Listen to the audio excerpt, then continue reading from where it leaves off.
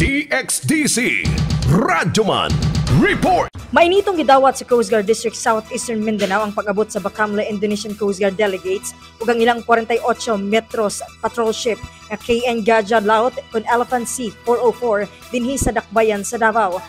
Idunggo na dinhi sa Davao City mga kasama ang patrol ship sa Indonesian Coast Guard, ang KN Gajah Laut ug karon natay opportunity nga exclusive nga makasulod niini nga patrol ship. Sumala ni Commodore Redyard Marfe, CGDSM Commander, katambayayong nilang Indonesian Coast Guard sa pagprotekta sa kadagatan.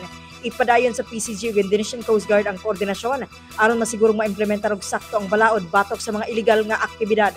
Sagad sa mga problemang maengkwentro, ang illegal fishing ug mga pagsulay ug pagpalusot og mga kontrabando nga may hugot nga ginabantayan sa boundary sa Pilipinas ug Indonesia.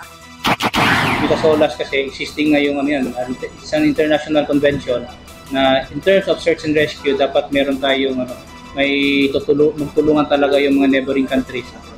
Pagdating naman doon sa law enforcement, it will depend on the kung ano yung insidente or ano yung issue na So kung concern naman ni Coast Guard, ni Philippine Coast Guard, we are very much willing na tumulong kung kami naman ay i-request ni Indonesian Coast Guard.